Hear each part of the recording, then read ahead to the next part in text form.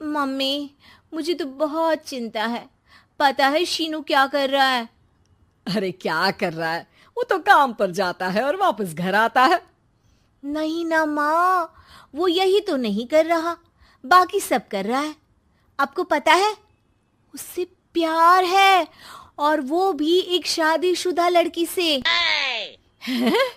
ये क्या हो गया? मैं सोसाइटी में क्या मुंह दिखाऊंगी? अरे तेरे पापा तो यही कहेंगे कि मैंने ही उसे बिगाड़ दिया है।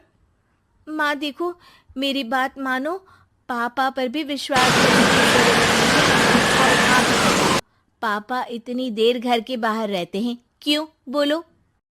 अरे बेटा, वो तो नौकरी करते हैं ना। तू बहुत भोली है माँ। पापा का ऑफिस तो 7 बजे खत्म हो जाता है, लेकिन देखो कितनी देर से आते हैं। अरे नहीं नहीं बेटा, ऐसी कोई बात नहीं है। सृष्टि माँ को एक औरत से बात करते पिता की फोटो दिखाती है। देखो माँ, कैसे हैं पापा? मैं ना कहती थी कि पापा सही नहीं है। मैं तेरे पापा से बात करूंगी। दे फोटो मुझे। ओ ओ माँ, वो तो डिलीट हो गई। लेकिन चल, तूने तो देख लिया ना। पापा से बाद में बात कर लेना। और हाँ, मेरा नाम बिल्कुल मत लेना, हाँ माँ। अब क्या था, सृष्टि के माँ और पिता के बीच झगड़ा होना शुरू हो जाता है। सृष्टि के मन में क्या चल रहा था कोई नहीं जानता था। एक दिन, माँ, सृष्टि के लिए एक लड़का देखा है। वो लोग शाम को उसे देखने आने वाले हैं।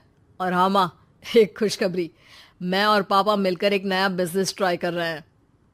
शाम को लड़का आता है, सांवले रंग का। सृष्टि को तो बिल्कुल भी पसंद नहीं आता।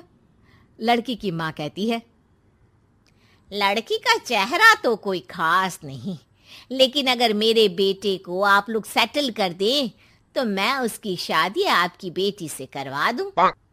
सृष्टि को लड़का बिल्कुल पसंद नहीं था। उसे भाई पर गुस्सा आ जाता है। लड़के वालों के जाने के बाद ऐसे ही कहती है, मज़ेदार कहानी के लिए माँ चैनल को देखा, सब्सक्राइब करो। शीनू मेरे लिए कैसा लड़का लेकर आया। न दिखाने लायक न सुनने लायक, सेटल भी नहीं, वो भी हम करे।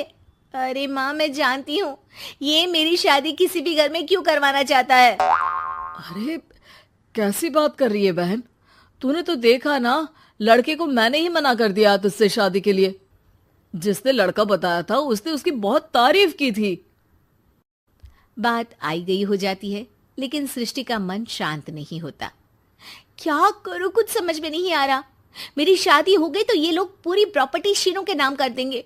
मेरे हाथ तो कुछ लगेगा ही नहीं। तभी सृष्टि को आइडिया आता है। वो किसी वकील को फोन करती है। जी देखिए, अगर आपके मम्मी पापा का तलाक हो जाता है तो आपके पिता की आधी प्रॉपर्टी आपकी माँ के नाम हो जाएगी। फिर उसे वो किसी को भी दे सकती है।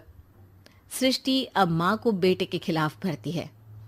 माँ, शीनू पर नजर रखा करो। वो जिस लड़की के प्यार में है ना, वो शादीशुदा है। यहाँ आएगी, सारा पैसा, रुपया, जमीन, जायदाद सब हड़प लेगी। पापा का भी हाल तुमसे छुपा नहीं है। ऐसा ना हो कि मैं और आप एक दिन सड़क पर भीख मांगे। हे भगवान, मैं तो जीते जी मर जाऊंगी अगर ऐसा हो गया तो। ऐसा हो गया नहीं माँ, ऐसा ही होगा। अभी समय है, आगे का सोच लो। मैं तो कहती हूँ पापा से आधी प्रॉपर्टी लेकर अलग हो जाओ। पापा की आधी प्रॉपर्टी भी हम लोगों को अगर मिल जाती है ना, तो अगले 7 जन्म सफल समझो। बेचारी माँ बेटी के कहने पर पति से तलाक लेकर अलग हो जाती है। सृष्टि अब पैसों से गाड़ी और अपने दूसरे महंगे शौक पूरे करने लगी। उसके दोस्त भी उसके पैसे इस्तेमाल करते। सृष्टि, कल तुम कहाँ थी? मैं सारा दिन घर पर अकेली थी। तो मैं क्या करूं? मैंने ठेका तो नहीं लिया है ना तुम्हें संभालने का। माँ को सृष्टि से ये उम्मीद नहीं थी। वो बैठकर रोने लगती है। वहीं उसका पति यानी कि सृष्टि के पिता आ जाते हैं। मैं जानता था कि तुम्हारा यही हाल होगा, तो आपने मुझे रोका क्यों नहीं? मैं रोकता तो तुम रुकती क्या? सृष्टि के कहने पर तुमने मुझ पर, अपने बेटे पर शक किया, लेकिन तुम ये भूल गई कि चैनल को कैसे हम फॉलो दोनों करो, ने मिलकर जीवन में लाइक करो, इतना सब सब्सक्राइब खड़ा करो। किया। माँ पति के गले लग जाती है। मुझे माफ कर दीजिए, मैंने आपकी कमाई का एक बड़ा हिस्सा गवा दिया। कोई बात नहीं, तुम साथ हो तो मैं ऐसी 7 प्रॉपर्टी खड़ी कर दूंगा। तभी वहां सृष्टि आ जाती है रोते हुए। माँ, मयंक ने मुझे छोड़ दिया। वो बोल रहा था जब तक मेरे पास पैसे थे तब तक ही वो मेरे साथ था,